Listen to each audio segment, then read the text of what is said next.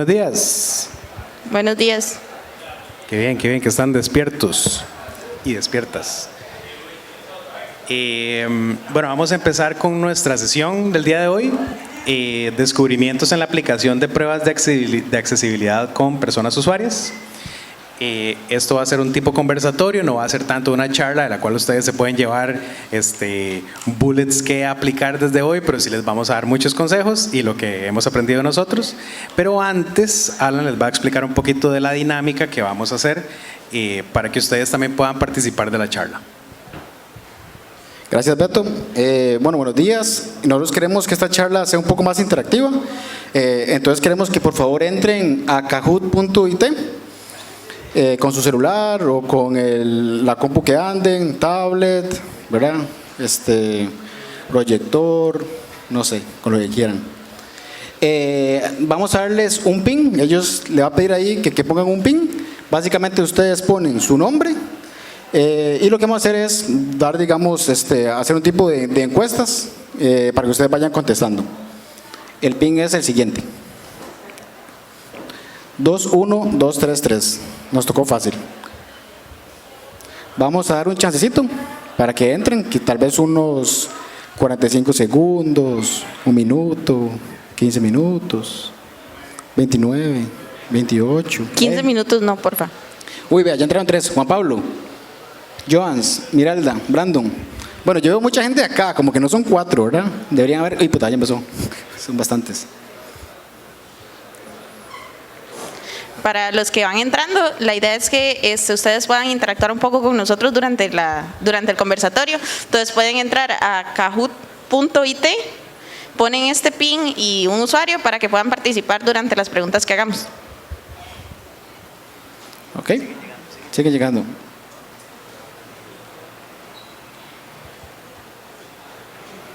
Quizás sí, tal vez levanten la mano los que ya entraron.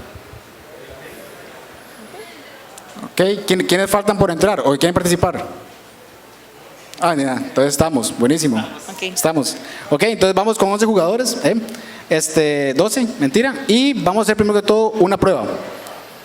Si quieres darle start. Ok, entonces vamos a hacer una prueba para que ustedes más o menos entiendan la dinámica.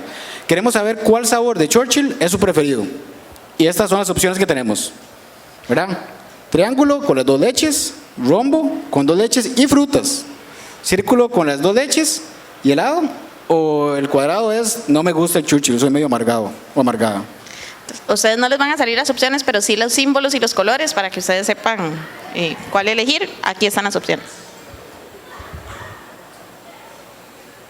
5, con 2 leches y helado. ¿A quién no le gusta el Churchill? No. Qué bueno. Aquí. Ok, gracias. Ya paso. Sí, pasamos. Y eso era nada más para que todos se familiarizaran con el sistema para iniciar la charla. Ok, entonces, ahora sí, de nuevo, bienvenidos al descubrimiento en la aplicación de pruebas de accesibilidad con personas usuarias. Conmigo están hoy Keren Ramírez, nuestra diseñadora de UX en Manatí, Alan Esquivel, director de operaciones, psicólogo e investigador de usuario, y yo soy Alberto Rojas, cofundador y gerente de la empresa. Y hoy les vamos a hablar un poquito de lo que hemos aprendido de una manera muy interesante. Lo que vamos a ver hoy es, primero, el formato va a ser un poco conversatorio para que ustedes puedan escuchar lo que nosotros conversamos cuando hacemos retrospectivas y cosas así sobre este tipo de actividades. Vamos a hablar de por qué hicimos las pruebas, nuestra experiencia en pruebas con personas usuarias antes de hacer estas pruebas de accesibilidad. Vamos a hablar de usabilidad de accesibilidad, experiencia de usuario versus la norma de accesibilidad, descubrimientos y retos, trato en las pruebas con las personas participantes, recomendaciones y los aprendizajes como conclusiones nuestras sobre lo que aprendimos al realizar estas pruebas. Entonces, bueno, queremos empezar con una pregunta bastante importante. ¿Quiénes implementan accesibilidad en su proceso actualmente?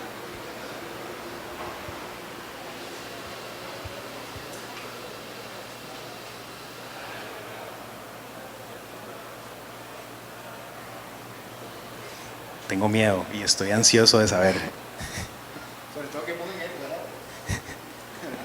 Sí. Todavía hay gente votando. Ok. Vamos, vamos, no sean tímidos. Creo que ya podemos. Si le doy skip, no, tengo que esperar. Aquí. Ok, muy bien. Entonces tenemos 5 personas que sí, excelente. 8 personas que más o menos, ese más o menos está sospechoso. Una persona que no y una persona que no sabe qué es accesibilidad. Entonces, esa persona, qué buena suerte porque hoy va a aprender mucho sobre lo que es. Muy bien, entonces, empecemos en contenido. ¿Por qué fue que hicimos estas pruebas? Nosotros lo que hicimos fue, un cliente se acercó a nosotros con un proyecto que nosotros hemos realizado ya hace bastantes años de una entidad financiera que querían implementar mejoras en accesibilidad y lograr un cierto nivel de cumplimiento. En este caso quería lograrse el nivel de cumplimiento AA, del que vamos a hablar ahorita un poquito. Eso fue básicamente nuestro objetivo y con eso fue que empezamos a trabajar en el proyecto. Y eso es un disclaimer muy importante.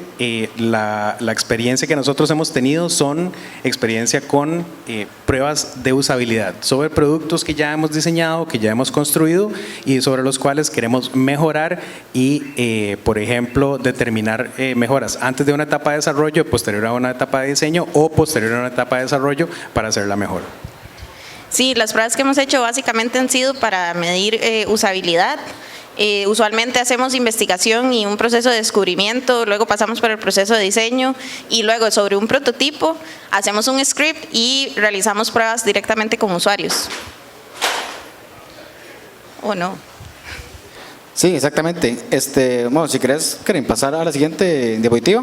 Como ustedes ven y como han planteado ya Keren y Alberto, nosotros básicamente nos centramos en ver si las personas pueden realizar una tarea específica, planteamos objetivos, planteamos un protocolo de evaluación, donde queremos ver si realmente esas metas se alcanzan.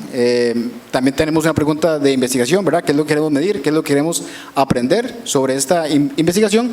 Y usualmente lo que nosotros hacemos es, ¿verdad?, probar ese prototipo. Nos sentamos con las personas, les damos una instrucción y al final también le pedimos cierta retroalimentación, una entrevista bastante corta para poder aprender sobre la perspectiva que tiene esa persona sobre las pruebas que acabamos de realizar.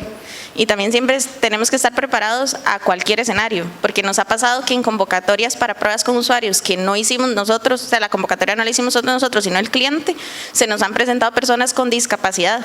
Entonces también por eso era que queríamos mostrar un poco los descubrimientos que tuvimos en estas pruebas, porque inclusive en estas pruebas que no eran específicamente de accesibilidad, recibimos usuarios con discapacidad.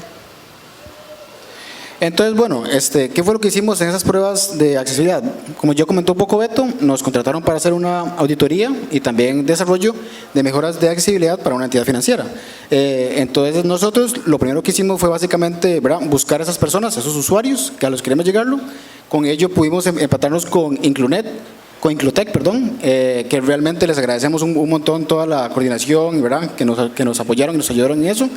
Y básicamente, como teníamos ya todo este background de intentar generar tareas, objetivos y probarlo, lo que hicimos fue igual, realizamos un guión con diferentes tareas, con diferentes objetivos, para ver si las personas pues, eran capaces de poder cumplir esa meta que nosotros queríamos.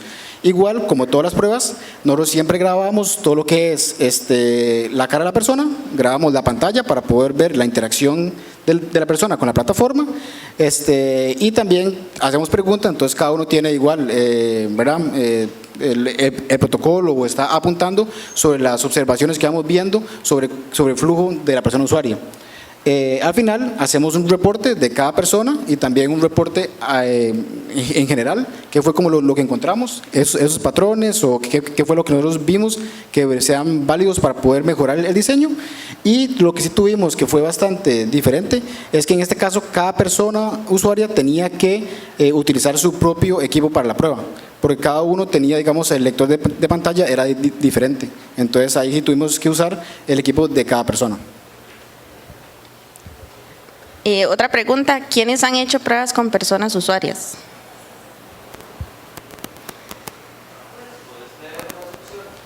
Sí, Aquí. en el triángulo está yo sí, en el rombo dice yo no. En el círculo, yo más o menos. Y en el cuadrado, eso no existe, no mienta.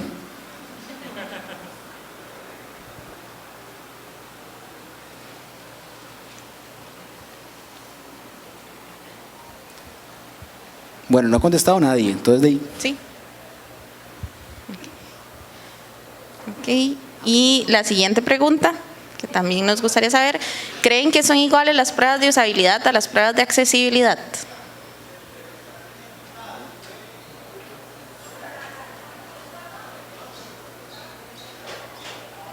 Igual voy a leer las respuestas. El triángulo es un sí, el rombo es un no, el círculo es un no sé, y el cuadrado es sí y no para no equivocarme.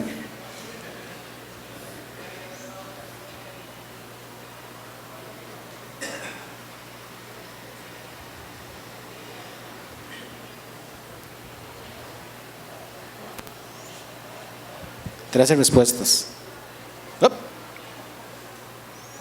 No. Respuesta definitiva. Muy público.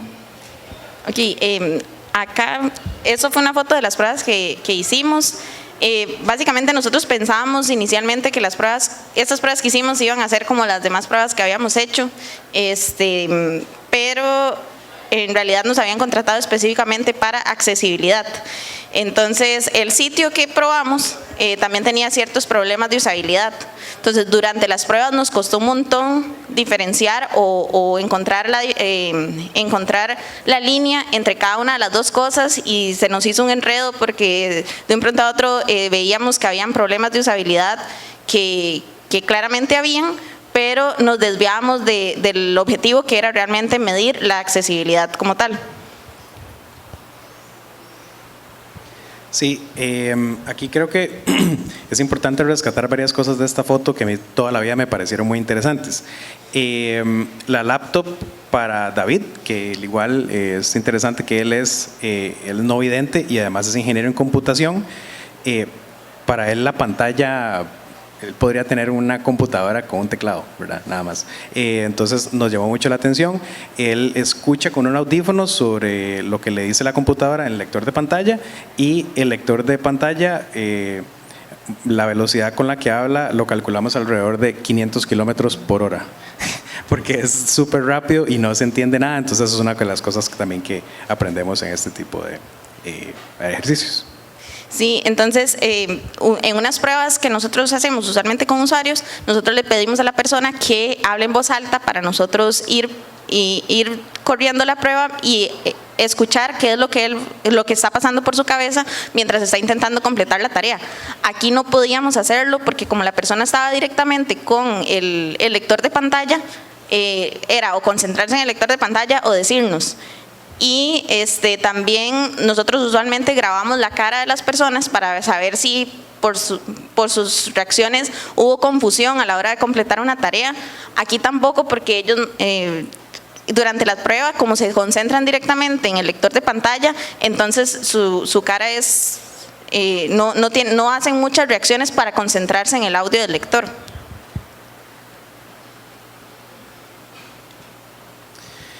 Ok, entonces aquí es donde empieza la parte interesante. Usabilidad y accesibilidad. Karen nos va a contar un poco sobre lo que es cada uno. Tomando usabilidad como el grado en que un sistema puede ser usado por todas por las personas usuarias para completar tareas y cumplir los objetivos en el sitio de manera eficiente, eficaz y de manera agradable. Y accesibilidad, crear para todas las personas sin importar el hardware que esté usando, el software, el idioma, la ubicación o las habilidades que tenga. Ok, entonces basándonos en eso, querríamos saber ustedes qué piensan. ¿Es más importante cumplir la norma, que en este caso es la norma de accesibilidad a nivel AA de la WCAG 2.1, o cumplir con una buena experiencia de usuario?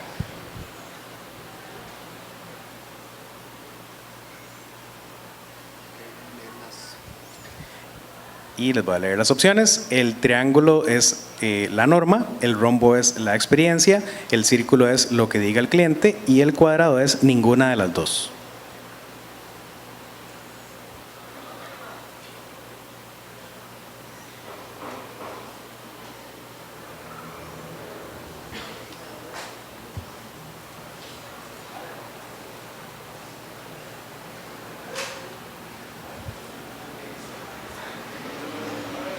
Creo que ya podemos. Ok, muy bien. Este público está muy bien en este tema.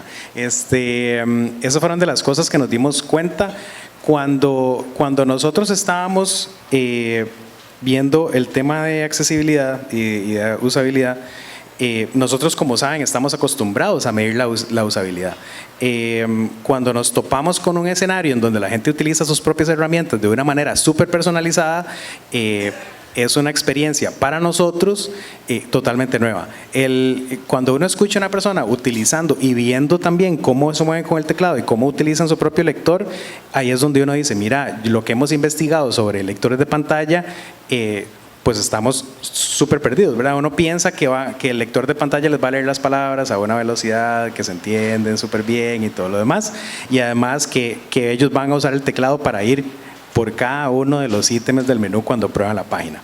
Y no es así. Si ellos están buscando una palabra, una frase, si la persona usuaria quiere encontrar algo específico, como buscar un chat en línea, abren de la inmensidad de opciones que tienen en su lector de pantalla y buscan con eso. Puede ser una búsqueda de texto, puede ser deme todos los links, puede ser deme todos los headings, un montón de cosas que uno en la práctica no sabe, y entonces esa herramienta se convierte en un verdadero, no sé, en algo súper poderoso para ellos, que les da una autonomía que uno pensaría, ¿verdad? Es algo que brinda mucha sorpresa. Bueno, ahí lo aprendimos, ¿verdad? Perdón, yo nada más quería agregar un poco sobre lo que dice Beto. Ellos utilizan estrategias muy interesantes, ¿verdad? Uno tiene en la cabeza que la persona se va a comportar según este flujo, pero también ellos, al tener la computadora y una herramienta como la computadora para poder que busque palabras por ellos, que vaya directamente a tal recurso, incluso que le lea links para que ellos darse una idea de a dónde está tal información, ellos utilizan como todas estas metodologías o estrategias que tal vez uno no lo piensa cuando uno está realmente planeando la prueba con el usuario. Entonces eso es muy interesante de observar, ¿verdad? Desde el control F que ellos utilizan para poder encontrar una palabra, porque usted está diciendo, qué sé yo, búsqueme por favor el tipo de cambio, ellos simplemente van a abrir con el control F, cambio, y ahí lo encuentran, ¿verdad? Al cambio uno, que lo que va a hacer es hacer un screening completo para ver dónde está tal vez, ¿verdad?, la imagen donde nos dice el tipo de cambio. Entonces esas son cosas que uno ¿verdad?, le cambia la forma de ver las pruebas de usuario. Sí, y es que no necesariamente podemos saber todo lo que sea de un lector de pantalla, que si no vemos a la persona cómo realmente se comporta y cómo lo utiliza, entonces no nos va a servir de nada el conocimiento que tenemos acerca del lector de pantalla.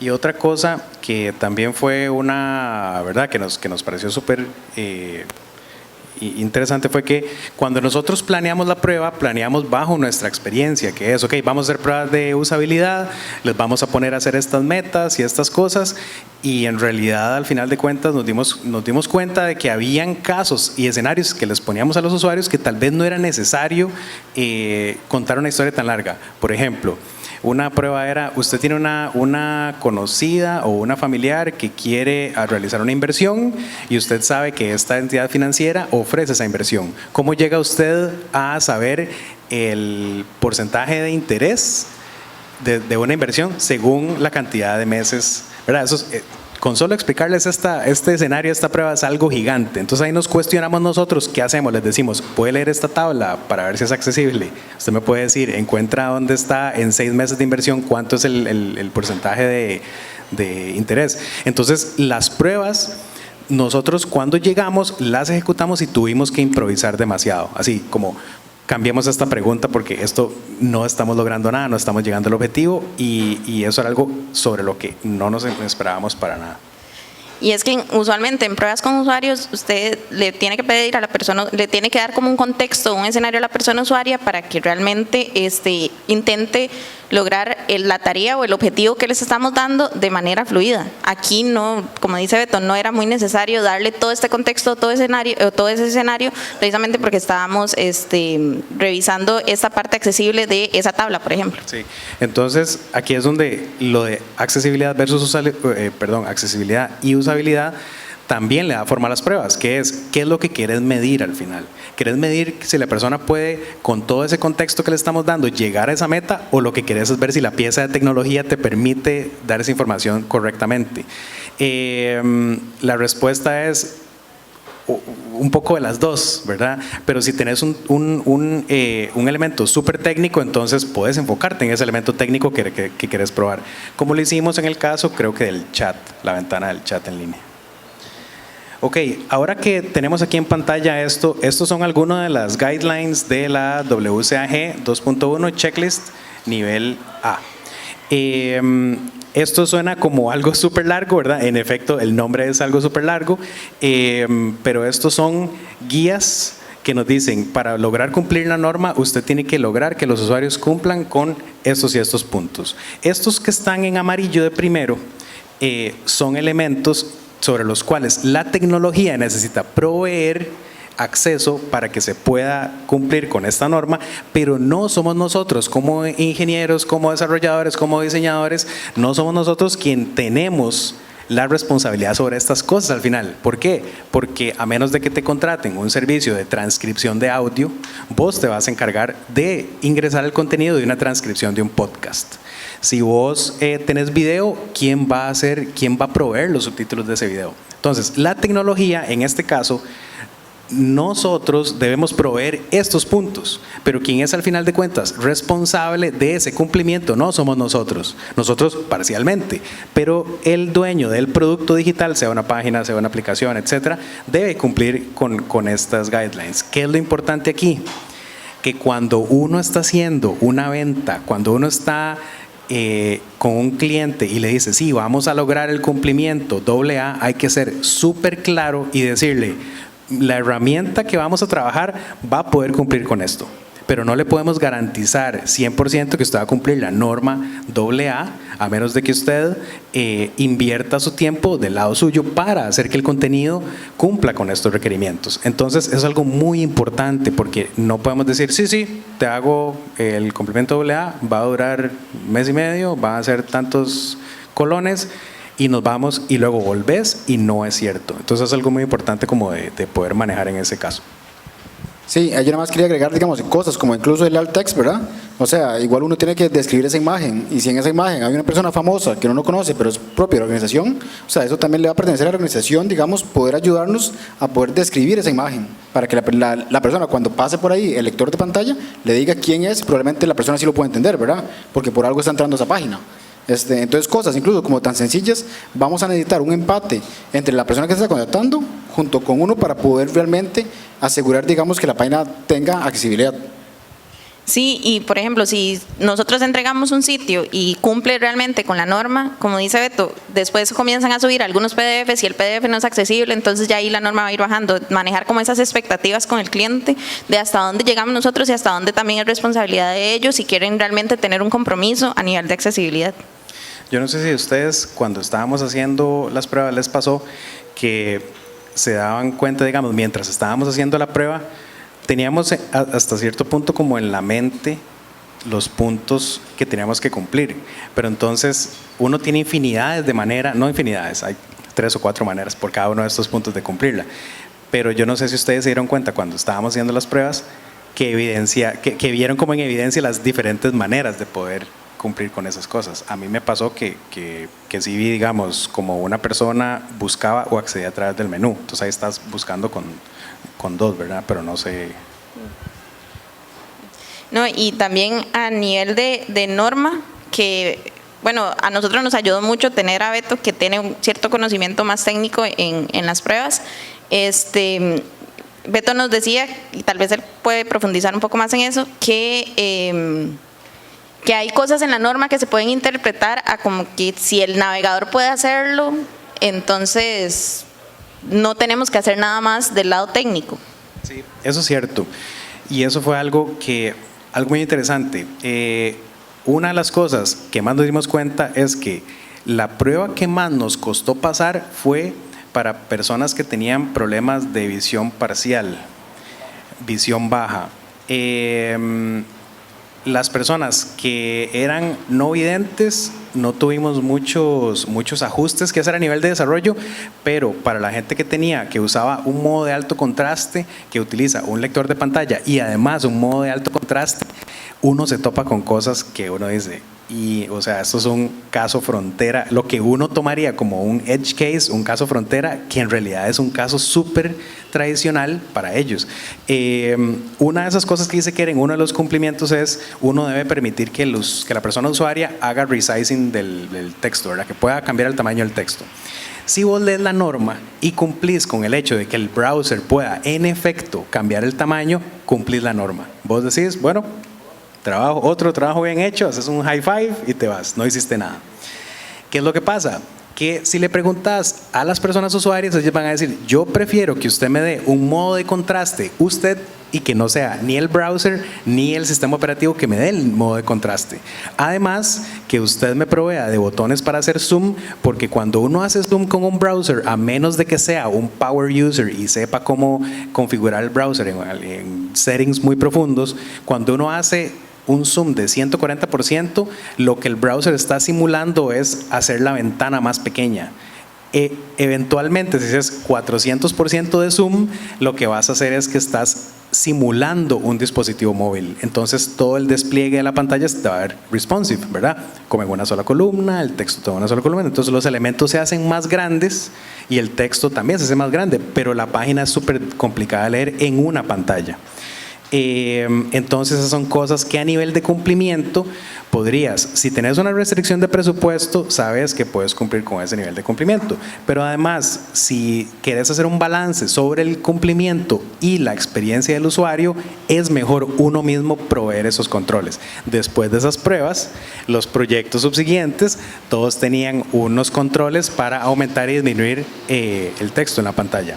Igual con lo del contraste, uno de los usuarios que con visibilidad baja, él nos decía, es que sí, el navegador me lo puede poner o tal vez el sistema operativo, pero no siempre va a estar correcto. O sea, lo que va a intentar es hacer lo mejor posible. Entonces, lo ideal es que ustedes en su equipo de diseño verifiquen cuáles son las tonalidades para este alto contraste y ofrecerlos ustedes mismos. Y inclusive nos enseñó un ejemplo de una página que lo hacían, precisamente para que viéramos la diferencia entre esas dos cosas. Sí, entonces digamos, puedes cumplir con el modo de contraste si se ve bien con el del sistema operativo. Si quieres hacer una experiencia óptima y tenés el presupuesto y el tiempo para hacerlo, puedes hacer vos mismo tu propio modo de alto contraste. Eso es hacer dos tematizaciones diferentes del mismo proyecto, entonces también tenés que tomar en cuenta eso cuando estás desarrollando. Y otra pregunta, ¿se debe hacer una prueba a personas sordas para un sitio web sin video ni audio?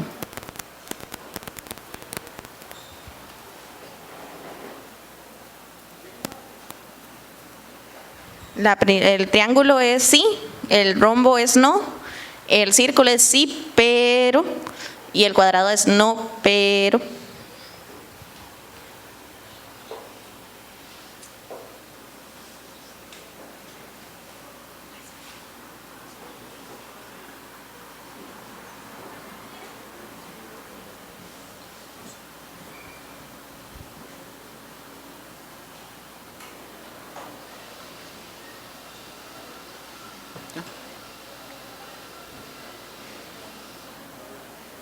Ah, es que yo creo que se fueron 2 personas. Y hasta que no están todos, no tiran los resultados.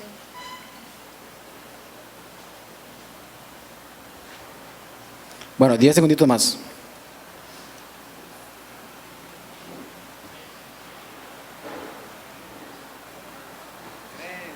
2, 1. Ok, tenemos 6 sí, 3 no, 3 sí, pero ¿verdad? Y un no, pero tal cosa. Entonces, tal vez quieren, también pasemos a la siguiente pregunta. Okay. ¿Y ustedes, no? ¿Harían ustedes pruebas para un sitio web con personas con discapacidad motora?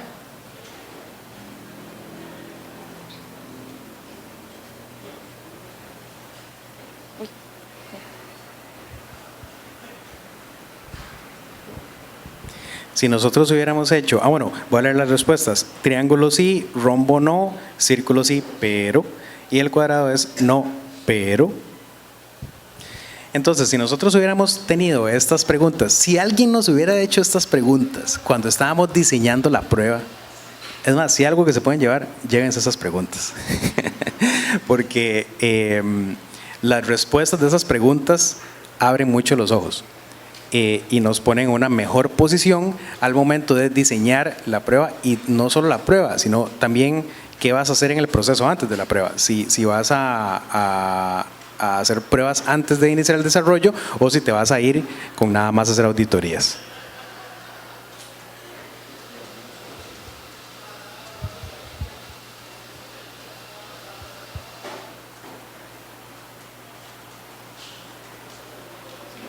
Muy bien, me gusta este público. Con la primera pregunta, ¿hay aquí alguien que sabe el ESCO? Sí, No. eso mismo. Yo iba justamente para preguntarle, tal vez a los que dijeron que sí o dijeron que no, ¿por qué no? ¿Alguien que se anime? ¿O no? Bueno, nosotros inicialmente creíamos que tal vez a personas sordas o con discapacidad auditiva tal vez no era tan necesario. Bueno, Beto y Peque, Crina. yo sé un poquito del ESCO, y cuando aprendí el ESCO, una de las cosas que me sorprendieron un montón es que el ESCO, usted, por ejemplo, como tienen que hacerlo a través de señas, no tienen la misma construcción en la oración como nosotros. Por ejemplo, yo me llamo Keren, es yo llamo y deletreo mi nombre. Entonces, un gran porcentaje de la población sorda que habla el ESCO no habla español. Bueno, no se comunica con español, no puede leer español. Entonces, la manera de ellos procesar el contenido es muy diferente. Tiene que ser contenido muy claro, tienen que ser palabras muy claras. ¿Por qué? Porque si entienden un poco español, no lo van a entender como todos nosotros. Sí, eso fue algo que nosotros en nuestra ingenuidad tuvimos una oportunidad de poder hacer una prueba con alguien que era sordo, pero no lo hicimos. Después nos dimos cuenta que en efecto la densidad de los párrafos, el nivel de tecnicismo de las palabras, palabras resaltadas, palabras en itálico, palabras subrayadas, todo eso ayuda para una persona que es sorda. Entonces, todas esas cosas que pudimos, eso fue una oportunidad un poco perdida, pero bueno, eso es algo que a nivel de recomendación al cliente se lo dimos, porque sí, inicialmente pensamos, no, es que mira, este sitio tiene un video y el video tiene subtítulos, entonces márcalo ahí, check, ¿verdad? Y en efecto no, es mucho más complicado de lo que nosotros pensábamos. Entonces, me disculpo, nos disculpamos. Sí, yo quiero agregar también sobre las personas con discapacidad motora. Eso sí, digamos, sí tuvimos la oportunidad de hacerlo. Fue un muchacho que tenía distrofia muscular, entonces, digamos, no podía agarrar el mouse ni el teclado, digamos, ¿verdad? Bien. Él también era ingeniero, pero también fue muy interesante ver, digamos, que si uno tiene un form, por lo que para nosotros es teclear tal vez nuestro nombre, ¿verdad? Alan Esquivel, si baja rápidamente. Él, si es un form gigantesco, ¿verdad? De si se equivocó en un form arriba, en una palabrita, lleva por la pregunta 20 y falló, digamos, le dio submit y falló, tiene que volver a llenarlo todo. O sea, el tiempo para poder volver a llenarlo es significativamente mayor que uno que nada más llega, ¿verdad? Y nada más escribe. Entonces, fueron como de las cosas que pudimos probar para ver si realmente el tiempo, y también probamos así mismo también el form, ¿verdad? Si el form está muy largo, si el form se entiende, si es necesario que te pidan a vos, qué sé yo, ¿verdad? El último bar que fuiste, etcétera. Los errores, también los errores, eso es importante, porque si vos llenas y te das cuenta que hay un error en la casilla 1 y ya vos estás en la casilla 50, vaya para arriba otra vez. Entonces, ese tipo de pasos pueden ser mucho más complicados, ¿verdad? Entonces, eso sí nos permitió a nosotros también validarlo, pero es súper importante. Y también que cuando hacemos pruebas con usuarios, usualmente lo estamos haciendo en nuestra computadora, en un espacio controlado.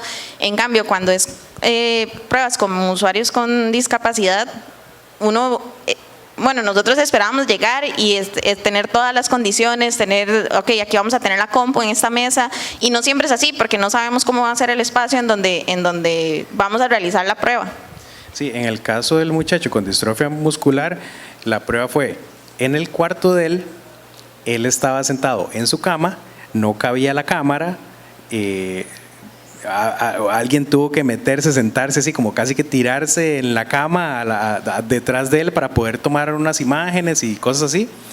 Y eso entonces también fue algo como, ok, tenemos que prever más estas cosas. Hay mucha improvisación en esto. Y lo otro es que nos dimos cuenta que usuarios con ciertos tipos de discapacidad utilizan distintos modos de ayuda simultáneamente. Puede ser que si tenés distrofia muscular puedas usar captura de palabras para utilizar opciones en la computadora, un lector de pantalla y además el teclado y el mouse. Entonces eso fue como wow, ¿verdad? Escenarios sobre los que uno no inicialmente ni siquiera los tiene mapeados. También el trato, digamos, con las personas con discapacidad, también uno a veces piensa que uno tiene que ser como condescendiente, ¿verdad? Y uno tal vez como que incluso se mete en un mindset, ¿verdad? De que, bueno, a esta persona entonces hay que ayudarla a que suba la escalera, a esta persona hay que ayudarla a que setee su computadora, hay que ayudarla a que incluso conecte su computadora. Y creo que eso fue uno de los errores que tal vez yo cometí también, de que uno está a la perspectiva y uno tal vez le traslada también esa dificultad a la persona cuando uno más bien se da cuenta que es igual que uno, es completamente, digamos, ellos hacen las cosas solamente que de manera diferente. Entonces también tener muy presente cuando uno trata a estas personas es, digamos, tratarlos igual, digamos, como si usted tuviera otra persona usuaria que va a evaluar, ¿verdad? Entrar a tal página y entra inmediatamente, porque también uno, digamos, a veces comete como ese error, ¿verdad? De tratarla. Y es increíble, digamos, de lo que son, digamos, capaces para poder entrar, de hecho, descargaban softwares, ¿verdad? O sea, fue una cosa impresionante. También prever si vamos a necesitar algo más en las pruebas. Usualmente nosotros tenemos un consentimiento informado por las grabaciones, o si se le va a dar algún incentivo a las personas por la ayuda con las pruebas, que firmen que recibieron el incentivo. Y nos pasó que estábamos entregando esto a uno de los usuarios y nos preguntó por una guía para firma. Y nosotros, ajá. Y entonces este tipo de cosas son tan pequeños los detalles y uno no está tan acostumbrado. Entonces esta guía es para que ellos puedan, para uno ponerle y que ellos con el tacto saber exactamente dónde firmar.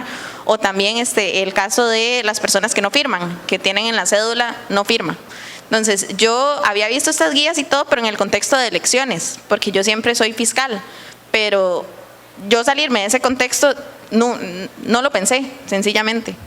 Sí, otra cosa que vimos era que, por ejemplo, ahora que Alan hablaba sobre ser condescendiente, ¿verdad? Que es súper, hay que estar muy consciente de eso, porque yo creo que es un reflejo de uno de tratar de ayudar, ¿verdad? Pero uno también tiene que poner un poco de sí para echarse para atrás. Cuando llegó una de las personas a hacer la prueba, que tenía un bastón, se sentó en la sala y tenía el bastón en la mano. Entonces nosotros éramos como, mira, te recojo el bastón, te lo pongo aquí, te lo no sé qué. Y ella dijo, no, dame un segundo. Agarró su bastón, lo colapsó, lo dobló 3 veces, lo metió en su bolso y ya, ¿verdad? Y nosotros casi que chorreando el sudor y, no pensamos dónde vamos a poner este bastón, por Dios, se nos va a perder, nos van a demandar, ¿verdad? Es como demasiado. Y no, tranquilo, lo recoge y lo guarda. Digamos que yo sé que esto, nosotros como las pruebas anteriores también, nosotros hemos aprendido a ejecutarlas, ejecutándolas, ¿verdad? Hay cosas que nosotros nos sentimos muy seguros de poder improvisar, pero en este caso yo sentí que hubo un reto muy grande para nosotros por hacer sentir cómodas a las demás personas en escenarios totalmente nuevos. Entonces sí, si ustedes quieren ejecutar pruebas de este tipo, sería muy bueno que tengan como una sensibilización antes con organizaciones que trabajen con estas personas, para que ustedes sepan cuáles son las cosas que verdaderamente van a ocupar, que se hablen con Inclutec, que se hablen con Plura, que se hablen con cualquiera, para que ustedes también, tengan un buen manejo de esas situaciones y no tener como ese tipo de conflictos.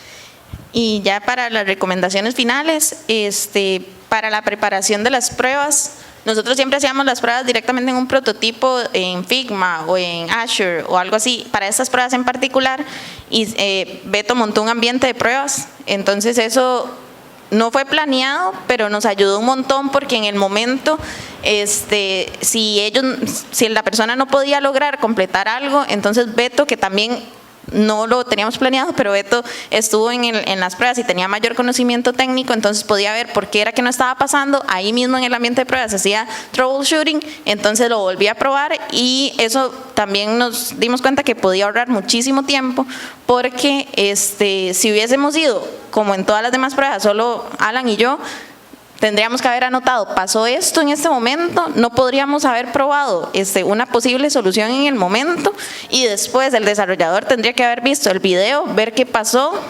revisar exactamente todo, y no habríamos tenido la oportunidad de revisar esa posible solución a lo que estaba pasando.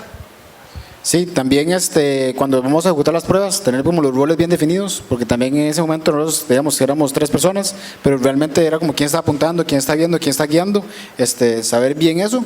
Y algo que a mí me quedó muy claro que es importante es aprender a callarse, porque yo estoy acostumbrado como a que la persona me cuente qué es lo que está viendo, ¿verdad? Qué es lo que está pensando, pero esta persona está escuchando el lector de pantalla. Entonces yo cada minuto, como había un silencio completo, yo en verdad como, ¿y qué es lo que estás viendo? Y el más estaba escuchando el lector.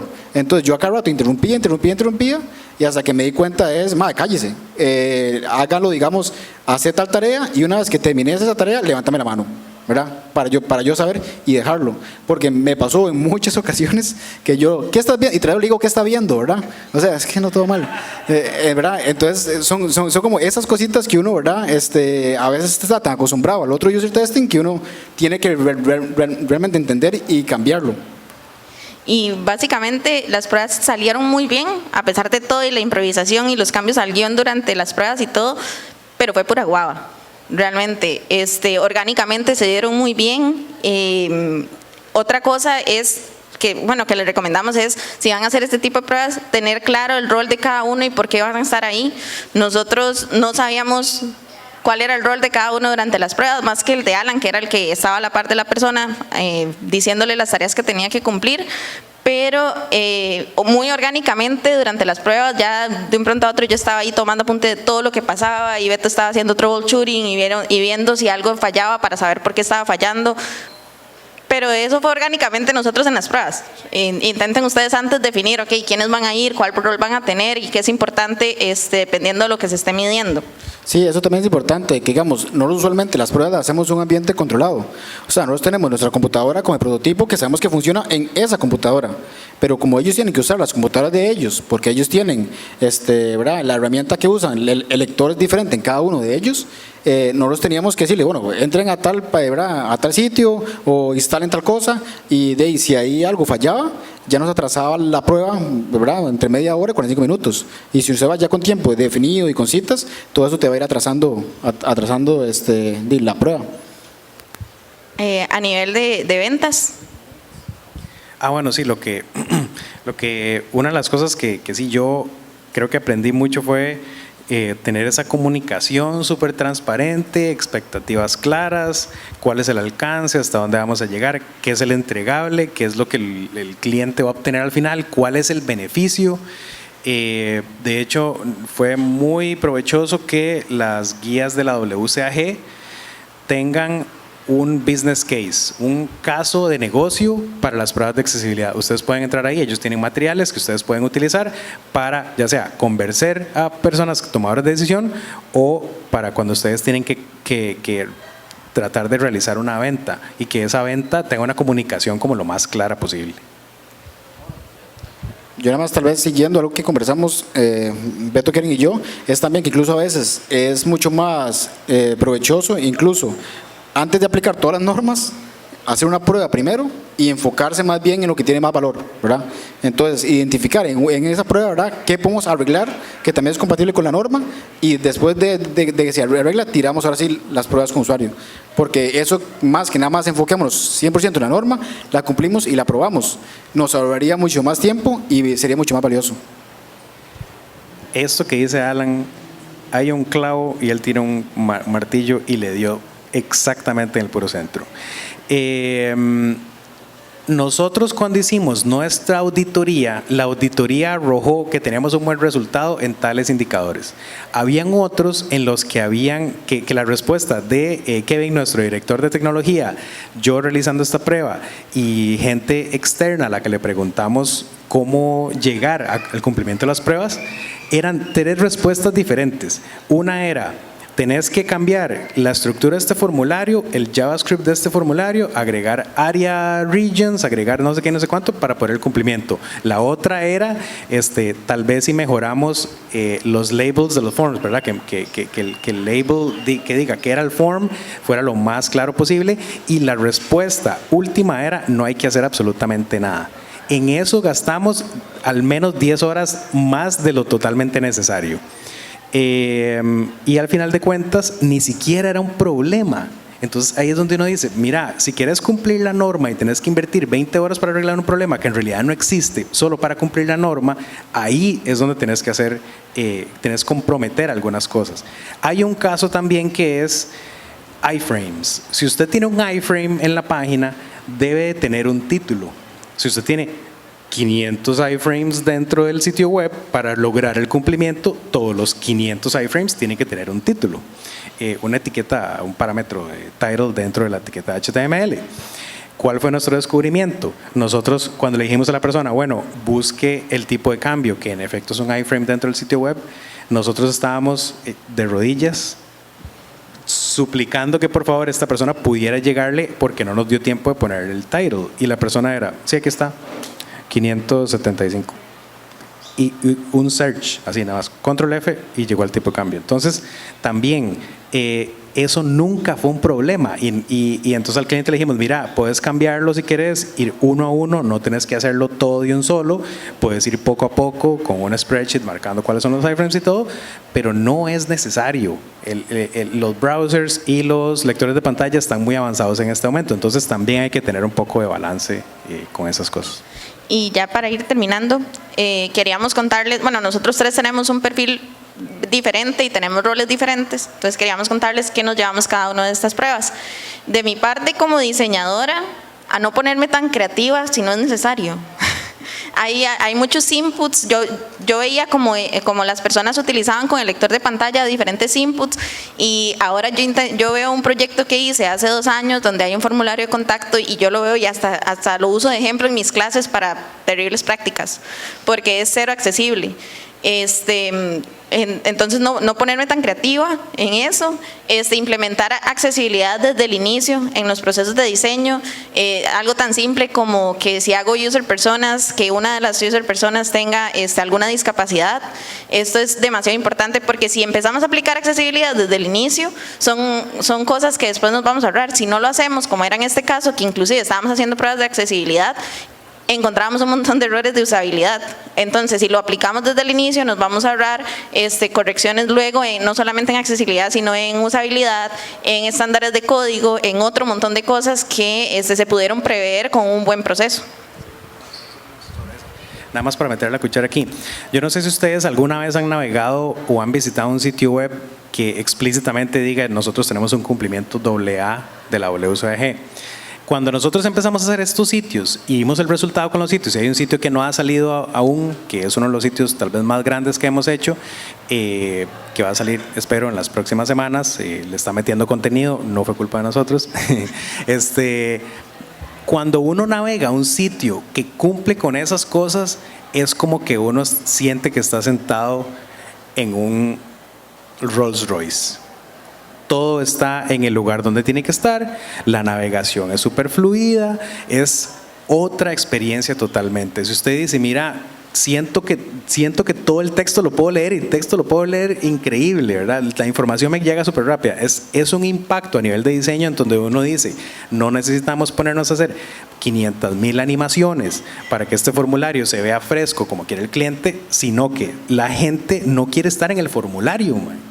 La gente quiere terminar el formulario e irse a comer las palomitas viendo Stranger Things, no en mandarte una queja a través de un formulario. Entonces, eso para mí es como uno de los... cuando empezamos a hacerlo y vimos los resultados de este tipo de cosas, abrir los ojos demasiado, fue genial. Bueno, yo brevemente, desde la parte de psicología, que es lo que yo me llevo, son las estrategias que ellos utilizan para hacer las tareas. A final de cuentas, todos usamos estrategias para poder solucionar un problema, ¿verdad? De diferentes formas. Si yo quiero llegar a un punto, yo puedo irme en bus, yo puedo irme en avión, yo puedo irme en helicóptero, yo puedo caminar, bicicleta, monopatín del diablo, de todo, ¿verdad? Y es eso, ellos hacen lo mismo, nada más con estrategias diferentes y de formas diferentes, pero al final de cuentas es la misma carambada. Entonces eso es algo que yo me llevo, digamos, bastante. Sí, y de la parte de negocios, yo creo que yo ya lo dije, a nivel de negocio y la comunicación, para mí fue muy importante darme cuenta de que la experiencia de usuario y el nivel de cumplimiento, depende cómo uno lo maneje, están no en un conflicto, pero están en una lucha por quién obtiene el presupuesto. Eso significa, ¿querés cumplir la norma y gastar un montón de plata? ¿O querés tener una buena experiencia y tal vez no gastar tanta plata? Depende de si querés una certificación o si querés tener una muy buena experiencia. Esa es una de las cosas que yo me di cuenta. Y la otra que yo creo que fue muy valiosa, que dijimos hace poquito, es tener a alguien técnico en las pruebas. Porque si no, vos, si no sos una persona técnica, sos alguien que hace diseño o no estás en el día a día con los programadores, vas a encontrar los problemas y los vas a documentar. Luego les vas a mostrar el video a los desarrolladores y esas personas tienen que descifrar qué fue lo que pasó. Si están en el momento, lo pueden hacer troubleshooting, lo apuntan, si tienen un rato, hasta se ponen a hacer un pull request ahí en su propia compu y todo lo demás, pero la respuesta es inmediata y recortás presupuesto por un montón de horas. Entonces, eso es de las cosas que a mí más me impactaron. Y yo dije, ¿qué hago? Cuando llegamos a esas 3 respuestas y la respuesta del consultor era, no hay que hacer nada para cumplir la norma, era... No, entonces también para mí eso fue muy importante.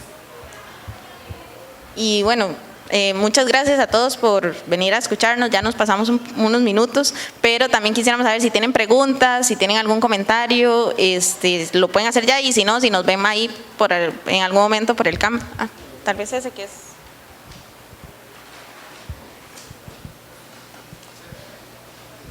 Hola. Digamos, ustedes guiaban a los usuarios y les decían, quiero que encuentren el tipo de cambio, pero ¿qué pasa con los usuarios a los que no les dicen, quiero que encuentre el tipo de cambio? Si no están ahí por primera vez en el website y no son usuarios de prueba, por decirlo así. Eso usualmente, por eso es que le mencionábamos de los escenarios que hacemos cuando hacemos pruebas con usuarios. Se les da un escenario porque tal vez no conocen el sitio, entonces se les dice eso para también evaluar la arquitectura de información del sitio y si la navegación y la organización de todo el contenido está bien. Entonces se les dice, busque el tipo de cambio para saber si está bien ubicado, si lo pueden encontrar fácilmente, que eso fue una de las cosas que nos dimos cuenta durante las pruebas, qué tanto contexto y qué tanto escenario hay que darle si queremos probar solamente que pueden encontrar el tipo de cambio porque está dentro de un iframe.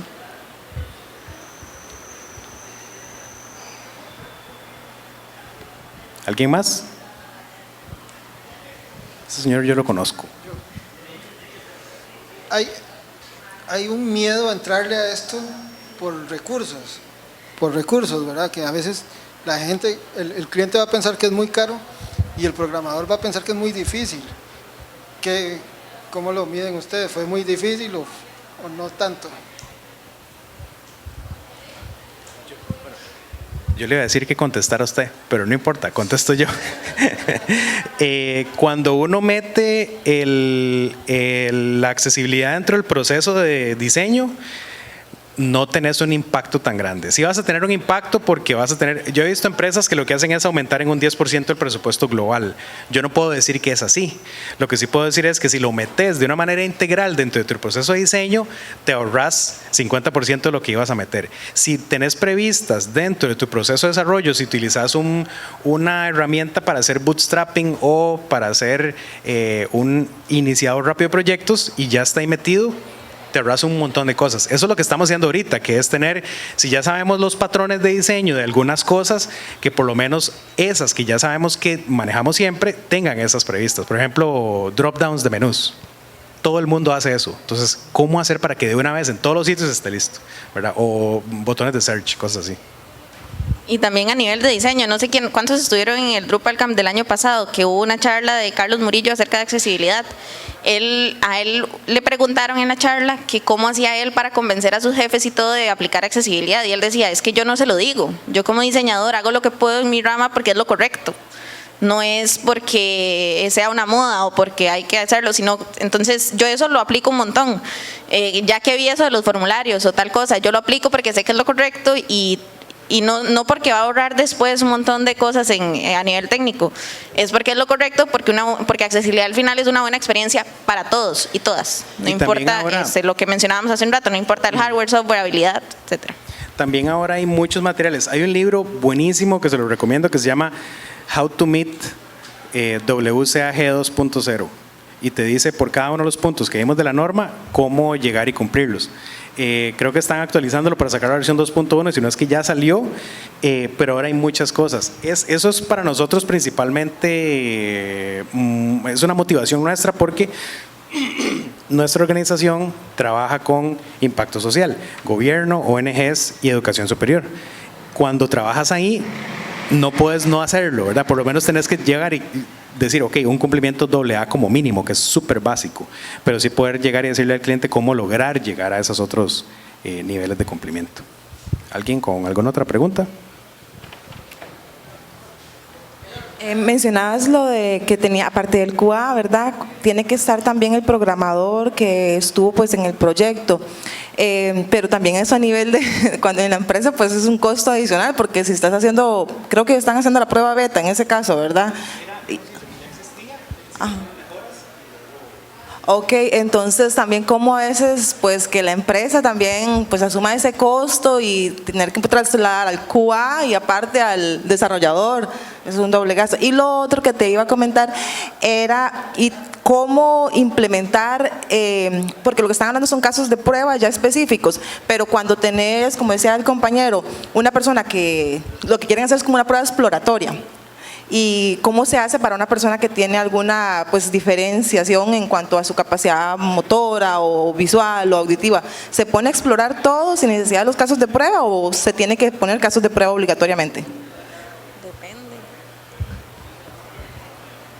La primera pregunta, porque además creo que la más fácil, sí, trasladamos el costo definitivamente al cliente. Entonces, dentro de esos rubros viene, hacemos prueba de tanto, están tantas personas, hay tanto tiempo de preparación, tanto tiempo de evaluación y metes ahí las 10, 15, 20 horas que metas de desarrollo. Por eso es que es mucho más fácil meter eso dentro del proceso de desarrollo en vez de que después el cliente tenga que pagar por arreglar esas cosas, ¿verdad? Y sobre la segunda pregunta, cuando vos haces una auditoría de accesibilidad, en los instrumentos que nosotros tenemos, tenés que poner tus prioridades. Por ejemplo, si es más importante tipo de cambio, inversiones, ese tipo de cosas, versus la página de quiénes somos, entonces no te metes a la página de quiénes somos. Eso lo puedes ver con una auditoría muy simple vos, pero después los casos de uso van a ser siempre iguales, porque vos sabes tu público meta, qué es lo que está buscando. En este caso había mucho énfasis en formularios para aplicación de, no sé, como por ejemplo funcionarios que querían pedir vacaciones o pedir un adelanto de salario, cosas así. Entonces todo eso había que darle mucha predominancia. Sobre las páginas de texto, de historia de la organización, quiénes somos y todo eso. Entonces siempre hay esas prioridades. Y en cualquier prueba con usuario igual uno tiene que priorizar exactamente qué es lo que quiere probar. Si es una página que hace un montón de cosas, usted no se va a poner a intentar probar la página que habla de misión y visión. Entonces es como priorizar exactamente igual, pero a nivel de lo que queremos evaluar como accesibilidad, y ya se nos acabó el tiempo. Y nada más iba a decir rápidamente, que también digamos lo que dijimos antes, si hubiéramos hecho una prueba primero con usuario y después cambiar las aplicaciones para poder ver qué fue, eso yo creo que nos hubiera ahorrado también mucho tiempo y hubiéramos visto muchas más mejoras, digamos. La prueba que le haces al usuario antes va a ser un reflejo de la prueba después, porque es el mismo sitio web, es el mismo producto, y tal vez más bien en la prueba final puedes meter otros casos de uso porque hay unos que ya sabes que vas a arreglar. Como hicimos un arreglo en el menú, si hubiéramos sabido desde el principio que había un problema en el menú, no tienes que hacer la prueba, nada más pasas y metes una nueva, ¿verdad? Más o menos. Y muchas gracias a todos. Gracias.